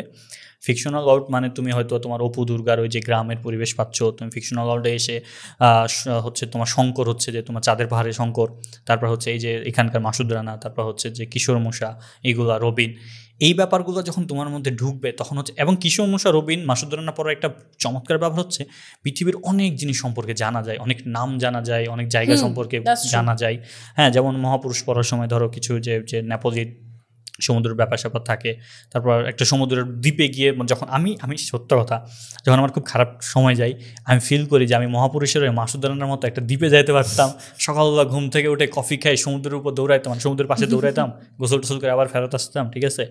সো ইটস আ ফ্যাসিনেটিং মানে এটা থাকা উচিত একটা মানুষের জীবনে কারণ আমাদের রিয়েল লাইফ না এতটাও হচ্ছে যে ইয়ার না মানে রিয়েল লাইফ ইজ ধরতে গেলে খুব অনেক বেশি পজিটিভ অ্যাঙ্গেল থেকে ধরলেও স্ট্রেসফুল সো অফকোর্স তুমি লাইফ থেকে অবশ্যই তোমার মানে রিচার্জ হওয়ার জন্য রিকভার করার জন্য হিল করার জন্য অবশ্যই একটু ব্রেক দরকার একটু হলেও এসকেপ দরকার। ওই এসকেপে তুমি যদি হচ্ছে গিয়ে যে ইজি ডোপামিন পাওয়ার জন্য রিল দেখো বা ওই একটা প্রোডাক্ট স্ক্রল করতেছো ওটা না তোমার মাইন্ডকে আরো বেশি জাঙ্ক ফুড দেওয়ার মতো যে খিদা লাগছে আমি জাঙ্ক ফুড খাচ্ছি শরীর খারাপ করছে অসুস্থ হয়ে পড়ে আসি জাঙ্ক ফুড খাচ্ছি কেন কি ভালো লাগার জন্য। কিন্তু ওই তখন যদি এই টাইপের ভালো বই পড়া যায় ভালো জিনিস যখন আমি কনজিউম করতেছি আমি রিকভার করব ভালো মতো রিচার্জড হব এবং ওই স্ট্রেসগুলোকে তখন আমার একটু হলেও কম লাগবে যে না একটু কম স্ট্রেস আমি ফিল করবো কারণ আমি মোটিভেটেড হয়ে আবার রিয়েল লাইফে হচ্ছে ব্যাক করবো। সো এইটা অনেক জরুরি যে তোমার তিন গোয়েন্দা মাসুদ রানা এগুলো যেমন পৃথিবীর অনেক ব্যাপার স্যাপার সম্পর্কে জানাই ফ্যাসিনেটিং ক্যারেক্টার নিজের ইমপ্রেশন হচ্ছে এগুলো ব্যাপার স্যাপারগুলো বাড়াই। পরে যদি আমরা আসি যে তোমার ভীষণ প্রিয় সেটা হচ্ছে আশাপূর্ণা দেবীর হ্যাঁ সত্যবতী ট্রিলজি। তো মেইনলি আশাপূর্ণা দেবীর বই আমি কেন পড়তে বলি এতক্ষণ আমরা থ্রিলার ক্লাসিক্যাল ক্রিয়েটিভ ব্যাপার নিয়ে কথাবার্তা বললাম অ্যাজ এ রিডার যখন আমি স্টার্টও করতেছি তখনও কিন্তু আমাকে আমার রুট সম্পর্কে জানা জরুরি যে আমার রুট কেমন ছিল আজকে থেকে মাত্র 50 বছর আগে বা আজকে থেকে মাত্র 60-70 বছর আগে মানে 100 শতাব্দীও না উইদিন 100 ইয়ার্সও আমি এখন যেভাবে চলতে ফিরতে পারতেছি অ্যাজ এ ওম্যান আমি আমার সমাজে যেভাবে চলতে পারতেছি তুমি যেভাবে চলতে পারতেছো স্বাধীন নাগরিক হিসেবে আমরা যেভাবে চলতে পারতেছি স্বাধীন রাষ্ট্র হিসেবে যেভাবে চলতে পারতেছি স্বপ্ন দেখতে পারতেছি কাজ করতে পারতেছি এন্ড এভরিথিং আজ থেকে মাত্র 60-70 বছর আগেও একজন ছেলে মানুষ হিসেবে তোমার হয়তো যে কোনো চাকরি করার সুবিধা ছিল না নিজের প্যাশন ফলো করার সুবিধা ছিল না অ্যাজ এ ওমেন আমার হয়তো পড়াশোনা করার স্বাধীনতাও ছিল না। নিজের রুট জানাটা খুবই জরুরি কেন তাহলে সবসময় তুমি কোনো কিছু টেকেন ফর গ্র্যান্টেড নিবা না। আমরা অনেক সময় অনেক কিছু টেকেন ফর গ্র্যান্টেড নিই পড়াশোনা বলি আমাদের অনেক স্বাধীনতা বলি আমার তো এরকম করারই কথা আমার তো এরকম হওয়ারই কথা না হয়েছে that's a very good thing but কেন হয়েছে কাদের ত্যাগের কারণে হয়েছে কারা তাদের নিজের জীবন দিয়ে দেশ স্বাধীন করছে কারা নিজের জীবন দিয়ে আমি আজকে হচ্ছে গিয়ে মানে অনেক সময় দেখি না ফেসবুকে ইটস এ ভেরি মানে ডিসঅ্যাপয়েন্টিং থিং যে বেগম রোকেয়া নিয়ে কথা হচ্ছে উপমহাদেশে নারী অগ্রদূতকে নিয়ে কথা হচ্ছে যে উনি যদি না আসতো তাহলে মেয়েদের পড়াশোনা করা লাগতো না এরকম অনেক মিম টিম থাকে আর কি উইচ ইজ ভেরি ডিসঅ্যাপয়েন্টিং। ওই জায়গা থেকে মানে এই একটা সময় কেমন ছিল এবং এখন কেমন আছে আমরা যেন জিনিসকে টেকেন ফর গ্র্যান্টেড না করে নিই। আমাদের মুক্তিযুদ্ধর কথার মতো যদি বলি যে দেশ স্বাধীন আছে দেশ স্বাধীনের এই ব্যাপারটা যেন টেকেন ফর গ্র্যান্টেড না করে নিই অনেকে কিন্তু নিজেদের জীবন দিয়ে পরিবার দিয়ে রক্ত দিয়ে হচ্ছে দেশ স্বাধীন করে দিচ্ছে। ওই জায়গা থেকে মুক্তিযুদ্ধ তো আর এই ট্রিলজিতে নাই আর কি অনেক আগে একটা সমাজ সংস্কারের ব্যাপার স্যাপার আছে সমাজ সংস্কারের ক্ষেত্রে যে একদম ওভারঅল যদি আমি ধরি যে ওই উপমহাদেশীয় কি বলে এটাকে মানে সাবকন্টিনেন্টের কি সাউথ এশিয়ার সাবকন্টিনেন্টটা কীরকম ছিল, তখন মানুষের লাইফস্টাইল কীরকম ছিল, 60-70 বছর আগে তো আমাদেরই পূর্বপুরুষ ছিল, তারা কিভাবে ছিল, তারা কিভাবে আস্তে আস্তে আন্দোলন করে যুদ্ধ করে কিভাবে আস্তে আস্তে আস্তে বর্তমান সময়ে আসছে, কিভাবে এর মাঝখান দিয়ে সমাজ চেঞ্জ হয়েছে, রিলেশনশিপের হচ্ছে গিয়ে ডাইনামিক্সগুলো কীভাবে চেঞ্জ হয়েছে, মেন্টালিটি ডাইনামিক্স কীভাবে চেঞ্জ হয়েছে, একটা সার্টেন টাইম পর্যন্ত মোটামুটি একটা 40 বছরের রেঞ্জে you can get the idea in a very fictional way, inspiring way and struggling way. যেভাবে সুবর্ণলতা স্ট্রাগল করে তার মেয়েকে করতে হয় নাই, যেভাবে সত্যবতী স্ট্রাগল করে তার মেয়েকে আবার হয়তো গিয়ে ওইভাবে না করতে অন্যভাবে করতে হয়েছে বা সামথিং লাইক দ্যাট। ওভারঅল হচ্ছে দেশ যখন স্বাধীন ছিল না তখন কি কি ছিল, কিভাবে ছিল, স্বাধীন হওয়ার পরে কি কি হয়েছে and everything like that. So fictional ওয়েতে যদি তুমি তোমার রুটটা জানতে চাও একদম মোটামুটি গত 100 বছরের এবং খুব ডিটেলডভাবে, এবং শুধু বহির্জগতের না, মানুষজন কিন্তু ইতিহাস বলতে ভাবে যে শুধুমাত্র বাইরের জগৎটা কেমন ছিল, কয়টা যুদ্ধ হয়েছিল, কী কী আন্দোলন হয়েছিল না এভরিথিং, মানুষের অন্তর্মহলেও কিন্তু অনেক রকমের রিফরমেশন আসছে, রাইট? এই জন্য তো আজকে আমি বাসার বাইরে এসে হচ্ছে পডকাস্ট করতে পারতেছি, পড়াশোনা করতে পারতেছি অ্যান্ড অনেক কিছু করতে পারতেছি, এবং অন্তর্মহলে মানে কি বলবো অন্দরমহলে পরিবর্তন আসে থেকে কিন্তু এখন ছেলেরাও ঘরের ভিতরে ঢুকে হচ্ছে রান্না করতে পারতেছে এবং ঘরের কাজে হাত দিতে পারতেছে। True, right? সো ওই ডাইনামিক্সগুলো বোঝার জন্য, সমাজ সংস্কারের ব্যাপারগুলো বোঝার জন্য এবং ওভারঅল নিজের রুটকে বোঝার জন্য আমি মনে করি আশাপূর্ণা দেবীর সত্যবতী ট্রিলজি পড়াটা খুবই জরুরি। তোমার হেভি ওয়েট ইমাজিনেশন লাগবে তা না, তুমি জাস্ট হচ্ছে ওপেন মাইন্ড রেখে পড়বা বোঝার জন্য what was your root, you will accept it and you will feel grateful. এই বইটা এই 3টা বই পড়ার পর না তুমি গ্রেটফুল ফিল করবা যে আমার অ্যানসেস্টাররা এত কষ্ট করে গেছে আমার জন্য, and you will be motivated to মানে মেক দিস সাস্টেনেবল। ওরা যে জিনিসটা রেখে গেছে আমি এটাকে আরো ভালো করে রাখবো। হ্যাঁ, এটা হচ্ছে তোমার ওই যে আমি জানি না হয়তো বা চিনো, ওই যে মির্চি রেডিওর একটা ক্যারেক্টার হচ্ছে দীপ আর কি, দীপ যে ন্যারেটর করে আর কি। সো আমার ভীষণ পছন্দের পডকাস্ট তো পৃথিবীতে অনেক আছে। সত্য কথা বলতে মির্চির একটা পডকাস্ট সিরিজ ছিল, সিরিজের নাম হচ্ছে চলেন বসা যাক, বা চলো বসা যাক, চলো বসা যাক অডিও পডকাস্ট আর কি। সো ওখানে গেস্ট হিসাবে ওখানকার সবচেয়ে ফেভারিট হচ্ছে আমার মির্দার সাথে হচ্ছে যে ওই যে সমকের একটা সমকই মূলত হোস্ট ওই হচ্ছে তোমার পডকাস্টের। তো মির্দারটা আগে বলি, দ্বীপেরটা মূলত দ্বীপেরটা বলতে চাইছি, কিন্তু পডকাস্টের কথা আসলে মির্দারটা আমি কেন বলি, আমি যখন ডিপ্রেশনে ভুগি, আমারও ডিপ্রেশন আসে যখন খারাপ লাগে, আমি জাস্ট মির্দার ওই পডকাস্টটা প্লে করি এবং আমার মনে হয় আমি 50 বারেরও বেশি বার শুনেছি আমি ওই পডকাস্টটা, যেটা আমি এটা শুনিনি আমি অবশ্যই। হ্যাঁ, চলেন বসা যাক। এটা কোন কাহিনী যে ধরো আমকা মির্দাকে কেমনে চিনি, মির্দাকে আমরা মিরাক্কেল দিয়ে চিনি, রেডিও দিয়ে চিনি। সো উনি রেডিও ছাড়লো, হাসির হ্যাঁ সমার্থক শব্দ হিসেবে আমরা রেডিও ছাড়লো, উনি মিরাক্কেল ছাড়লো, উনি সুইসাইড অ্যাটেম্প নিতেও গেছিলো, ঠিক আছে? এই ব্যাপারগুলো ওনার সাথে কেন ঘটলো? যেই মানুষকে, এটার সাথে আরেকটা ব্যাপার বলতে রাখি, ইন্ডিয়ান ওই যে পডকাস্টারের নামটা কি বললো, আমরা গাড়িতে আস্তে আস্তে বলতে গেলাম, বিয়ার বাইসেপে, হ্যাঁ ওখানে গেস্ট হিসেবে তোমার আসছিল ভাস্কর বাসি, চিনো না? হ্যাঁ, সো ও একটা পডকাস্টে বলতেছে যে ভাস্কর বাসি যখন গেস্ট হিসেবে আসে, আমি এক্সপেক্ট করছিলাম যে সম্পূর্ণটা হাসির একটা পডকাস্ট হবে এই সেই, বাট ও বলছে যে ওই পডকাস্টটা সবচেয়ে বেশি মানে ছিল একটা ডিপ একটা পডকাস্ট ছিল, মানে ওর মেন্টাল হেলথ থেকে শুরু করে সবকিছু। সো আমরা মির্দাকে কিভাবে চিনি, একটা হাসির সমর্থক শব্দ তুমি যেটা বলো, আসলে ইটস ট্রু। ওই মানুষ কেমনে হচ্ছে এত কিছু করতে যাইছো, কেমনে রেডিও ছাড়লো, রেডিও তো ওনার জীবন সব কিছু ছিল, এই সেই মির্চি ছাড়লো, এই সেই অনেক কিছু ছাড়লো। ওই ওনার যে লাইফের স্টেজগুলা, উনি যে সিনেমা হলে গেলেও সিনেমা দেখতেন না, কোথায় হারাই যেতেন, এই সেই করতেন। সো ওই যে ব্যাপার স্যাপারগুলো, স্টেজে ওঠার আগে কান্নাকাটি করতেন, আবার স্টেজ থেকে ফিরে যেই কাছে হয়ে যেতেন, ওই ব্যাপারগুলো নিয়ে একটা বিশাল ব্যাপার স্যাপার বলা হয়েছে। এটাকে আমি কমেন্ট চেক করলাম, কমেন্টে সবাই একটা জিনিস বলে যে এটা পডকাস্ট না, এটা একটা লাইফ লেসন থেরাপি আমাদের সবার জন্য। ইটস আউটস্ট্যান্ডিং, আমি সবাইকে রেকমেন্ড করি শুনবা এটা। এইখানে দীপ একটা সেগমেন্ট, একটা এপিসোডে দীপ আসে। সো দীপ একটা, তুমি যে কথাটা বলো ওটাই বললো দীপ, যে এই যে তুমি আজকে বসে এখানে পডকাস্ট করতেছো, এই যে তুমি আজকে রুটি খাইতেছো, করতেছো, এটা আজকাল এমনি হয়ে যায়নি। এটার জন্য এই মানুষগুলো সাফার করছে, that's for you belong in this উপরে দাঁড়াই আজকে আমি এখানে। এক্স্যাক্টলি। সো স্বাধীনতাকে টেকেন ফর গ্রান্টেড নেওয়ার কোনো কিছু নাই, কোনো হচ্ছে যে তোমার মুভমেন্টকে টেকেন ফর গ্রান্টেড নেওয়ার কিছু নাই।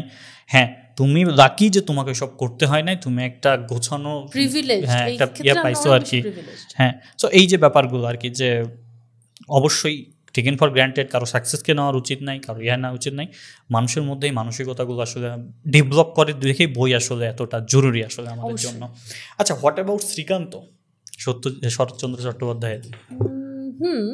কিন্তু শ্রীকান্তের কথা যদি আমি বলি, না আমি শ্রীকান্ত শেষে না, শ্রীকান্ত প্রথম পার্টটার কথা বলতেছি, শেষের তো ডিপ ড্রাইভ করতে হবে, ওটা পরে। প্রথম পার্টের কথা যদি বলি, অ্যাজ বিগিনিয়ার শরৎচন্দ্রের অন্যান্য বইয়ের থেকে, মানে ধরো ছোট গল্পগুলোর থেকেও এটাতে একটু অনেকখানি মানে ধরো একটু সারফেস লেভেলে মোটামুটি মানুষকে পার করা দেওয়ার মতো আমার মনে হচ্ছে। যে মানে একটু মানে অত উনি ওইখানেও আছে, ডিপ ডাইভ করার জিনিসপত্র আছে, বাট স্টিল ওই যে ধরো নতুন দা তো থাকে নামটা ইন্দ্রের সাথে, নতুন দা ওই যে ওই পানিতে পড়ে যায়, ওরকম কিছু কমেডি রিলিফ দিয়ে দিয়ে না শ্রীকান্তর প্রথম পার্টটা অ্যাজ বিগিনিয়ার যারা তাদের জন্য আই থিঙ্ক ইটস মানে ইটস গুড। হ্যাঁ, শ্রীকান্ত শরৎচন্দ্রের সাথে পরিচয় হওয়ার জন্য জরুরি, শরৎচন্দ্রের সাথে পরিচয় হওয়া জরুরি। কারণ হচ্ছে শরৎচন্দ্র তো ওই সময়ের শরৎচন্দ্র হচ্ছে তোমার রবীন্দ্রনাথের সময় শ্রেষ্ঠ কথা সাহিত্যিক ছিলেন আর কি। সো ওনার সাথে পরিচয় হওয়া অবশ্যই জরুরি। আমি শ্রীকান্ত সাজেস্ট করেছেন, শ্রীকান্ত যে গল্পকথক সে হচ্ছে ইয়ং কিশোর আর কি। সো ও কিন্তু নিজেকে ওই জায়গাটা বসাতে পারে, শ্রীকান্তর সাথে মাছ ধরতে যাইতে পারে, শ্রীকান্তর সাথে লট অফ স্টাফ, এবং যেহেতু কিশোরের চোখ দিয়ে দেখতেছে ওর জন্য এটা অনেক বেশি মানে ধরো কি এখানে যদি আমি একটা এক্সটার্নাল একটা এক্সাম্পল দিয়ে বলি, রিসেন্টলি ট্রেন্ড হচ্ছে পঞ্চায়েত সিরিজটা। পঞ্চায়েত সিরিজটা আমি নিজে দেখছি এবং আমি আমার একটা ফ্রেন্ডকে দেখাইছি যে কিনা হচ্ছে সিরিজ টিরিজ খুব একটা দেখে না, ও গ্রাম থেকে আসছে। আমি ওকে বলছি তুই সিরিজটা দেখতে, আমার সাথে দেখবি। আমি ওর পাশে বসে ওকে দেখাইছি এবং ও এত নস্টালজিক ফিল করছে। আমি ওর পাশে নিয়েছি, একটা এপিসোড দেখছি, ও পাগল হয়ে গেছে, ও তার বাকিগুলো সব দেখা শুরু করছে। তো ওর কাছে পঞ্চায়েত ছিল কিরকম যে ও গ্রামে বড় হয়েছে, ও রিলেট করতে পারছে গ্রামের লাইফের সাথে, দ্যাটস ওর ভালো লাগতেছে। কিন্তু আমি তো গ্রামে বড় হইনি, আমার কেন ভালো লাগছে? কারণ আমি ওই অভিষেক ত্রিপাঠী মানে শহরের মানুষটার চোখ দিয়ে গ্রামটাকে দেখছি, রিলেটেবল ফিল করে করে করে গ্রামটার প্রেমে পড়ছি, দ্যাটস ওয়াই আমাদের ভালো লাগছে। আর যে গ্রাম থেকে আসছে ও ডিরেক্ট গ্রামের মধ্যেই ঢুকে গেছে, ওই জন্যই পঞ্চায়েতটা সবার কাছে ভালো লাগছে। শ্রীকান্তের কাছে ওই ব্যাপারটা কি যে টিনেজ কেউ যখন জিনিসটা পড়বে, ও শ্রীকান্তের চোখ দিয়ে শ্রীকান্তের সাথে বসে প্রত্যেকটা অ্যাডভেঞ্চারে যাবে। আর যে হয়তো একটু বড় সে হয়তো বা আচ্ছা ঠিক আছে ওই জিনিসটা ফিল করে যে আচ্ছা ঠিক আছে হ্যাঁ আমিও তো ওইরকম ছিলাম বা সামথিং লাইক দ্যাট, ওর স্মৃতিটাকে এনজয় করতে করতে করতে যাচ্ছে। একজনের সাথে সাথে যাচ্ছে, একজনের স্মৃতি এনজয় করতে সাথে সাথে যাচ্ছে। তো দুজনের জন্যই ইটস গুড এক্সপিরিয়েন্স। অন্তত প্রথম পার্টটা কথা আমি বলবো, প্রথম পার্টটাতে আই থিঙ্ক বিগিনিয়ারদের জন্য শরৎচন্দ্রের সাথে পরিচয় হওয়ার জন্য এই গল্পটা হচ্ছে গিয়া সবচেয়ে ভালো একটা অপশন হতে পারে। ধরো আমরা যদি হুমায়ুন আহমেদকে বাদ নাও দিতে পারি, হুমায়ুন আহমেদ হচ্ছে আন্ডাররেটেড একটা ব্যাপার আছে কি জানো, হুমায়ুন আহমেদের সায়েন্স ফিকশন এত চমৎকার, ওনার গরু গল্পটা এত জোস। তারপরে অহক না, হুমায়ুন আহমেদ আসলে সায়েন্স ফিকশন কেন লিখলেন না, মানে কন্টিনিউ করবেন না? ওনার মোটামুটি ওনার তো আমি ইন্টারভিউ দেখিনি আসলে খুব একটা, আমি মোটামুটি ওনার নিজেরই ইন্টারভিউ টাইপের লেখা পড়ছি, যে হ্যাঁ ওই টাইপের জায়গাগুলো পড়ছি। ওরকম আরও অনেকগুলো না ছোটো ছোটো আর্টিকেল থাকতো যেগুলো অনেক আগে লিখতো, পেপার কাটিং হ্যানত্যান বিজেপি, ওইগুলা পরবর্তীতে অনেক জায়গায় হচ্ছে গিয়ে ধরো সমগ্রটার ভিতরে ফুটনোট হিসেবে দিয়ে দিত আর কি। ওই জায়গায় হচ্ছে উনি এরকম লিখছিল যে উনি সায়েন্স ফিকশন খুবই পছন্দ করতো, জনরাও পছন্দ করতো, কিন্তু উনার নিজের কাছেই মনে হতো যে somehow maybe something is lacking. নিজের কাছেই মনে হতো। ওই জন্য আমার ঠিক খেয়াল নেই আমি কোথায় পড়ছি আসলে, এবং যেটা পড়ছি আমি প্রপারলিও বলতে পারলাম কি I am not sure about that, but উনার এরকম মনে হতো। এবং উনি সামহাও জাফর ইকবালকে, উনার নিজের ছোট ভাইকে সায়েন্স ফিকশন লেখার জন্য বেশি শ্রদ্ধা করতো, যে এই ছেলে যেভাবে লিখতেছে এটা ওরই স্ট্রংয়ে স্যুট হয়েই থাকবে। তার হচ্ছে এটা একটু ল্যাক লাগতো দেখি উনি খুব একটা বেশি লিখে নেয়, কিন্তু উনি যাই লিখছে আমার একটা মনে নেই, একটা ছিল কি বলে একটা স্টোরি ছিল এরকম যে মেয়েটার নাম সুরবলি টুনটুনি বা কিছু একটা থাকে, মেয়েটার মা মারা যায়, তার স্টেপ মামা মারা যায়, স্টেপ মামা মারা যায়, দেন একটা আধ্যাত্মিক টাইপের ক্যারেক্টার হচ্ছে বাসায় আসে, ওর বাবার ইটের ফার্ম থাকে বা সামথিং, ওই লোকটা হচ্ছে অন্য একটা ওয়ার্ল্ডের সাথে কানেকশন করতে পারতো এবং ওই মেয়েটাকে ওই পাওয়ারটা দিয়ে যায়। এবং ওই লোক এটাও বলে যে তোমার স্টেপ মাম কিন্তু মারা যায় নাই, তাই কিন্তু তোমার বাবা আসলে মারছে, এবং সে হচ্ছে কিছু ইলেকট্রিক জিনিসপত্র দিয়ে নাকি, এবং এই ধরনের কথা ছিল ওই গল্পটার মধ্যে। স্পয়লার অ্যালার্ট, স্পয়লার অ্যালার্ট, এই ধরনের জিনিসপত্র না, not a spoiler alert, kind of not a spoiler alert. এরকমও থাকে যে কি বলে ওই লোকটাকে ও কিছু জিনিসপত্র দেয়, ট্রানজিস্টার হ্যান ত্যান হাবিজ, এবং ওই লোকটা বলে যে এই ঘরের মধ্যে শব্দ আলো কম্পন কখনো ওই যে শক্তির রূপান্তর নিয়ে একটা কথা বলে যে শক্তি নিঃশেষ হয় না, এই ঘরের মধ্যেই শক্তি জিনিসটা আছে। আমি ওই আলো নিয়ে আসবো, আমি ওই শব্দ নিয়ে আসবো এবং আমি তোমার মাকে আবার তোমাকে দেখাবো যে কি হয়েছিল তার সাথে। তার আগে হচ্ছে সামহাও দে কি বলে পার্ট দেয়ার ওয়েজ আর কি, এরকম একটা ব্যাপার। এবং সামহাও ওইটা তার মধ্যে আসে। আর একটা ছিল অহক নামে একটা গল্প ছিল। অহকে হচ্ছে গিয়ে তৃতীয় মাত্রার নাকি সপ্তম মাত্রার প্রাণী, মানুষ ভাবে ওরা ভয়ঙ্কর, ওদের পারসেপশন আবার পারসেপশন চলতেছে, ওদের পারসেপশন থেকে ওরা ভাবে ওরা যা করতেছে ভালো করতেছে, আর মানুষের পারসেপশন থেকে মানুষ ভাবে ওরা যা করতেছে আমাদের ক্ষতি করতেছে। দুইটা কন্ট্রাস্ট, দুই দিক দিয়ে দুইটা গল্প চলতেছে, দুই দিক দিয়ে দুইজন মানে একটা হচ্ছে কি উন্নত প্রাণী, একটা হচ্ছে কি মানুষ কথা বলতেছে, গল্প চলতেছে। উনার সায়েন্স ফিকশন গুলা আমি বলবো হ্যাঁ ওনার বইয়ে আসলে অনেক মনে হয় সারফেস লেভেল, কিন্তু আসলে অনেক ভিতরে ঢোকার ব্যাপার স্যাপার থাকে। যেহেতু উনি সাইকোলজি নিয়ে খেলতে পছন্দ করতো, তুমি দেখো হিমু অ্যান্টি লজিকে চলতেছে, মিসেল লজিকে চলতেছে, শুভ্র নর্মালি চলতেছে, সবার মধ্যে সাইকোলজিক্যাল কোনো কোনো কানেকশন থাকতো। সো ওই জায়গা থেকে ওনার সায়েন্স ফিকশন যদি বলি, হ্যাঁ আই থিঙ্ক সায়েন্স ফিকশন। ওনার বাচ্চাদের জন্য অনেকগুলো গল্প আছে, অনেকগুলো সমগ্র আছে এরকম বড় বড় সাইজের, টগর ও কাঠগোলাপের গল্প, ব্যাং রাজা নাকি ব্যাং রাজকুমারী হ্যান, ওই বইগুলো বেশ ভালো। আপনারা হচ্ছে হ্যাঁ সিলেক্ট করে ওগুলো পড়ে ফেলবেন। আমরা যদি ধরো কেউ যদি গল্প পড়া শুরু করতে চাইতেছে, বই পড়া শুরু করতে চায়, তার জন্য কিন্তু audio book is a massive মানে চান্স যে গেট ইনটু ইন্ডাস্ট্রি। যে ধরো এই যে আমরা একটু শ্রীকান্তর কথা বললাম, আমি আপনার যদি শ্রীকান্ত বইটা পাশে না থাকে, আমি আপনাকে 100 টাইমস হচ্ছে যে রেকমেন্ড করব আপনি গপমেরে থেকে যান, গপমেরে থেকে গিয়ে শ্রীকান্তটা শুনেন, আপনার অদ্ভুত রকমের ভালো লাগবে। মানে স্টাইলিং ওদের এটা খুব মানে এমন ভাবে ব্যাকগ্রাউন্ড মিউজিক থাকুক বা না থাকুক, জাস্ট কথাগুলো যেভাবে করে। আমি শ্রীকান্ত কেমনে শুনি জানো, আমি যখন ল্যাপটপটা অন করি সরাসরি 12 মিনিটে যাই। 12 মিনিটে কেন, ওই যে শ্রীকান্ত একটা বাঁশির আওয়াজ আছে, এটা এত শুটিং মানে তুমি ভিজুয়ালাইজ করতেছো। তুমি মানে একটা জিনিস কি, কেন আমি অডিও বুক পছন্দ করি, আমি অডিও বুক শুনি খুব কম। আচ্ছা আচ্ছা, মানে আমি হচ্ছে ট্রাভেলিং এ আমার খুব একটা টাইম জানা, সব অডিও বুক শোনা হয় খুব কম। কিন্তু অডিও বুকের ক্ষেত্রে না, তুমি নর্মাল যখন বই পড়তেছো ভিজুয়ালাইজ করতেছো, that's a great thing, but still যখন তুমি ওই ফিলিংসটা মানে কি বলবো যে ওই বাঁশির সুর শোনার পর আলাদা ইয়ে করা বা হচ্ছে পাখি ডাকতেছে, এগুলো শুনে শুনে যখন তুমি হচ্ছে গিয়ে ওই জিনিসটা ইমাজিন করো, আমার মনে হয় ওইটা তোমার ইমাজিনেশনের লেভেলটাকে আরো বাড়ায় দেয়, তুমি একদম দেখতে পাও বা এবং শুনতেও পাচ্ছ সাথে সাথে। সো আই গেস ওইটা আরো বেশি স্টিমুলেট করে আমাদের মাইন্ডটাকে, যখন আমরা বই পড়তেছি জিনিসগুলোকে আরো বেশি ভালোভাবে নিতে সাহায্য করে। তো আমি অডিও বুক খুবই প্রেফার করি। সো আমরা ধরো অডিও বুক কি কি শুনতে পারে, আমরা অবশ্যই সাজেস্ট করবো আগে চাঁদের পাহাড় শুনেন, চাঁদের পাহাড়ের শঙ্করের ব্যাপার স্যাপার শুনেন।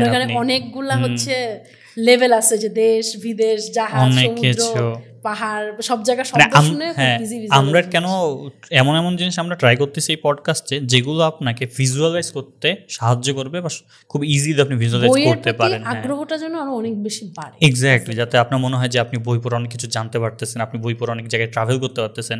হ্যাঁ, আপনাকে আমি শার্লক হোমস কেন সাজেস্ট করতেছি না, একটু আসেন আরেকটু পড়াশোনা করেন, একটু সত্যজিৎকে পড়াশোনা করেন, বোঝেন আসলে যে ব্যাপারটা কি, মানে ধরে যদি আমি বাক্য গঠন করতে দিই তাহলে তো হলো না। এক্স্যাক্টলি, যে আপনি বোঝেন যে আসলে ইনভেস্টিগেশন ব্যাপারটা কি, কিভাবে যায়।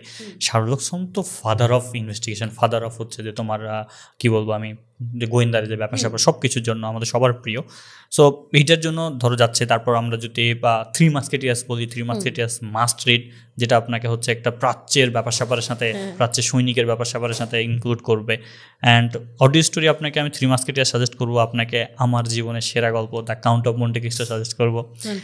কাউন্ট অফ মন্টে ক্রিস্টোর গল্পটা ছোট্ট করে একটু বলি, ওর গল্প না, আমি যেদিন শুনতেছিলাম, এটা আমি পডকাস্টেও বলছি, আবার বলি, আমি লোভ সামলাতে পারি না। এটা হচ্ছে এটা যেদিন আমি শুনি সেদিন আমাদের বাসায় বৃষ্টি হচ্ছে। আমাদের বাসা মূলত দুইটা, একটা টাউনে একটা গ্রামে আর কি। সো ভাইয়া আসছে, ভাইয়া বৃষ্টিতে বাসায় যেতে পারে নাই, অ্যান্ড আমি মোটামুটি আমার রুমে একাই ঘুমাই। অ্যান্ড একাই ঘুমানো মানে কি, ওই করোনার টাইমে সারা রাত জেগে ফোন টিপতাম, এই সেই করতাম। সো করোনার টাইম যেভাবে গেছে আমি জানতাম না কোনটা রাত আর কোনটা দিন, ঠিক আছে।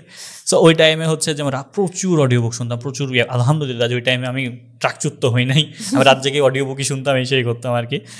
সো ওই আগের দিন আমি আবু বক্কর নামে একটা ছেলে, এইটারও একটা গল্প আছে না, আমি বলি তোমাকে। আবু বক্কর হচ্ছে যে তোমার এক গ্রামের ফ্রিজের বা ইয়ার দোকানগুলো কি হয় যে তোমার গ্রে, অল্টন, সবগুলোর দোকান, সবগুলো ব্র্যান্ডের ফ্রিজ একটা দোকানেই পাওয়া যায় কিন্তু গ্রামের দিকে। সো ওখানে ও একটা ছেলে থাকে আমার ওখানকার, ও এত বেশি অডিও বুক শুনে, মানে তুমি কি চিন্তা করবা যে আরে ও তো গ্রামে একটা ইয়াতে ম্যানেজার, ও কি জানবে, ও আমার চেয়ে ভালো শুনে, ও আমার চেয়ে বেশি জানে। ও আমাকে সাজেস্ট করলো the count of Monte Cristo, ঠিক আছে। আমি শোনা শুরু করলাম। এটার আরেকটা গল্প কি, আমি মিরপুরে আমাদের হচ্ছে বইবৃক্ষ বা বিউপির একটা ইভেন্টে আমাদের বুক পার্টনার ছিল। সো ওখানকার একটা অনুষ্ঠান শেষ করে আমি বাইক কল করছি, বাসায় আসবো, বাইক কল করছি, বাইকে হচ্ছে উঠবো, হুট করে দেখি যে বাইকার ভাইয়া, ও ভাইয়া হচ্ছে তোমার নারায়ণ সান্যালের কাঁটায় কাঁটায় সিরিজ শুনতেছে রেডিও মিলান থেকে। হ্যাঁ, আমি অবাক হয়ে গেছি। মানে সত্য কথা, কেউ যদি আমার সবচেয়ে ভালো বন্ধু হতে চাই, সে হচ্ছে যে অডিও বুক শুনতে হবে, তাহলে আমি তোমার সাথে 14 ঘন্টা গল্প করতে পারবো অডিও বুক নিয়ে। আমি অবাক, ভাইয়ের সাথে পুরো রাস্তা, আমি নর্মালি ড্রাইভারদের সাথে, তেমন ড্রাইভার না, অবশ্যই ড্রাইভার না, ওনারা ভীষণ সম্মানীয় একজন ব্যক্তি, ভাইয়াদের সাথে আমার নর্মালি খুব বেশি কথা হয় না, আমি ইয়ারফোন দিয়ে গান টান শুনি বা অডিও বুক শুনি। ওনার সাথে আমি পুরো রাস্তা গেজাইছি, উনিও গেজায় না, মানে দুজনের এত ভালো মতো কথা, ভাই ওটা শুনছেন, ভাই এটা শুনছেন। হ্যাঁ, অপরিচিত লোকদের সাথে এটা আমিও খেয়াল করছি। ধরো আমি হয়েছে আমার সাথে এরকম যে বাদি ঘরে গেছি, ঠিক আমি যে বইটা পছন্দ করি, হেলান দিয়ে হয়তো উনি বইটা দেখতেছে, যাইয়া কথাবার্তা শুরু হয়, মানে না একটা অটোমেটিক কানেকশন ফিল হয় যে উনি এই বইটা পছন্দ করতেছেন, মানে উনারা সব ওই যে স্পোর্টস যারা পছন্দ করে, তারা যেমন 2 ফুট 2 ব্রাজিল একসাথে হলে বা 2 আর্জেন্টিনা একসাথে হলে শুরু করে, সো ওরকম সেম বইকে রেকমেন্ড করতেছে, বা এমন হয়তো বা যে কোনো গ্যাদারিং এ ওই দুজন একটা বই নিয়ে কথা বলতেছে, আমি পাশে হয়তো দাঁড়ায় আছি, শুনছি, যাই আমিও একটু কনভারসেশনে একটু অ্যাটেন্ড করে আসি, ভালো লাগে এই জিনিসগুলো। সো ওই ধরো ভাইয়ার সাথে, ভাইয়া আমাকে এত কিছু সাজেস্ট করছে। সত্য কথা বলতে কাঁটায় কাঁটায় সিরিজ আমি জানতাম নারায়ণ সান্যালের, উনি আমাকে যখন একটু পুশ করলো যে এটা তোমার মাস্ট শোনা উচিত, ঠিক আছে, তারপর আমি শুনলাম। এখন কাঁটায় কাঁটায় সিরিজ হয়তো আমরা একদিন কথা বলবো, তো আন্ডার রেটেড মনে হয় আমার কাঁটায় কাঁটায় সিরিজের পিকে বসুকে, যে উনি হচ্ছে একটা ব্যারিস্টার, কেস টেস সলভ করে আর কি। সো ওনার পর আমি কাঁটায় কাঁটায় সিরিজ শুনছি। তো দেখো, মানুষকে কখনো আসলে কোনোভাবেই জাজ করা উচিত না, কে কোনটা শুনে, কে কীভাবে জানে, কতটুকু আর কি। সো ধরো সেদিন রাতে আমার নর্মালি কী করা উচিত, আমি ভাইয়াকে প্রচুর ভয় পাই, রাসেল ভাই। সো উনি আমাকে ছোটোবেলা পিটাইছে অনেক পড়াশোনার জন্য। সো আমি ভয় পাই, তো সরি রাসেল ভাই। সো কী করছি আমি, ধরো তোমার মোটামুটি রাতের বেলা ভাইয়া থাকলে আমি তো ঘুমাই যাবো, ফোন টোন টিপবো না, অবশ্যই হাতে নিব না। কিন্তু সেদিন রাতে আমি একটু শোনা শুরু করছি গল্পটা, একটু পরে তো ঘুমাই যাবো অটোমেটিকভাবেই। ওই গল্প যখন শেষ হয়, আমি শোনা শুরু করছি রাত 12টায়, মানে রাত 11টায়, 12টা তো রাত অনেক, রাত 11টায় গল্প যখন শেষ হয়, তখন মোটামুটি রাত 4টা, 4:30 আজান টাজান দিতেছে আর কি। কারণ ওই গল্পে একটা সিন থাকে, যেই গল্পের সিনটা হচ্ছে যে ওই অ্যাডভান দান্তেস হচ্ছে একটা ইয়াতে যায়, কারাগারে যায়। হ্যাঁ, কারাগারে গিয়ে হচ্ছে ওই যে দেশদ্রোহী মামলায় কারাগারে যায়, অ্যান্ড ওই কারাগার থেকে কখনো জীবিত ফেরত আসে না, কিন্তু ও একটা কাহিনীর পর আসে, আমরা না বলি কারণ এটার পডকাস্ট আছে, এই যে এখানে দেওয়া থাকবে, শুনে নিয়েন আর কি, the count of Monte Cristo. তো ওই গল্পে গিয়ে ও দেখা যায় যে ও হচ্ছে যে তোমার কারাগার থেকে সমুদ্রে লাফ দেয়, অ্যান্ড সমুদ্রের মধ্যে কিন্তু কারাগারটা। উনি যখন সমুদ্রে লাফ দেয়, বিশ্বাস করবা না, মানে তুমি শুনো, তোমার কাছে মনে হবে যে তুমি নিজে সমুদ্রে লাফ দিছো, তুমি একটা রিল্যাক্স পাইছো, তোমার নায়ক মুক্তি পাইছে, ঠিক আছে। সো এতটাই পছন্দ আমার the count of Monte Cristo, যে আমার ভাইয়া পাশে ঘুমাইতেছে আর আমি লুকিয়ে লুকিয়ে, আমার তো ইয়ারফোনও ছিল না, আমি এত কম একটা সাউন্ড দিয়ে বালিশের নিচে রাখছি, এইভাবে করে আমি অডিও স্টেটটা শুনতেছি। হ্যাঁ, so that most favourite the count of Monte Cristo আমার কাছে। এবং কাউন্ট অফ মন্টি ক্রিস্টোর আরেকটা ছোট্ট ইনসাইড বলি, তুমি তো সত্যজিৎ রায়ের যে আমার কাছে যে ফেলুদা, সেটা হচ্ছে তোমার সব্যসাচী হাজরা। আমার কাছে ফেলুদা মানে কিন্তু সৌমিত্র না, কারণ একটু বড় তো উনি, আমি রিলেট করতে পারি না আর কি। উনি তো একদম ফার্স্ট স্টেজে ছিল, এরপর তো সব্যসাচী, বাট আমার উনি অপরাজিত মানে আমার কাছে সৌমিত্র, অপুর সংসার মানে আমার কাছে সৌমিত্র, সৌমিত্র মানে আমার কাছে শেষ বেলা, শেষের কবিতা তো আছে, উনি যে বেলা শেষ আর কি, বেলা শেষ আছে ওদের রিসেন্ট মুভি বেলা শেষে নেই। হ্যাঁ, সো কিন্তু আমার কাছে ফেলুদা মানে হচ্ছে যে তোমার সব্যসাচী চক্রবর্তী আর কি। হ্যাঁ, উনি আসলে amazing actor and voice artist. হ্যাঁ, তো এখন ধরো ওনার ছেলের নাম হচ্ছে তোমার অর্জুন চক্রবর্তী আর গৌরব চক্রবর্তী। সো গৌরব চক্রবর্তী কিন্তু এর আগেও অনেক কাজ করছে, ভিজুয়ালাইজ করছে, সিনেমা টিনেমা করছে, কিন্তু ওর পুরো লাইফে ও যতটা না ফেম পাইছে এত সব কিছু করে, উনি যে the count of Monte Cristo এসে এডমান দান্তেজের রোলটা প্লে করার পর যে পরিমাণে ফেমাস হয়েছে, যে পরিমাণে প্রত্যেকটা কমেন্টে ওনাকে এডমান দান্তেজ হিসেবে করা হয়, এটা চলেন বসা যাকে উনি আসছে, এগুলো শুনো, রিলেট করতে পারবা। সো হ্যাঁ, so the count of Monte Cristo করার পর একজন ভয়েস আর্টিস্ট যে পরিমাণে ফেমাস হয়েছে, একজন নায়কও হইতে পারে না। এতটা popular the count of Monte Cristo. Even বলা হয় যে অডিও স্টোরি ইন্ডাস্ট্রিতে the count of Monte Cristo, Sunday সাসপেন্সের বেস্ট প্রডিউস একটা ব্যাপার স্যাপার।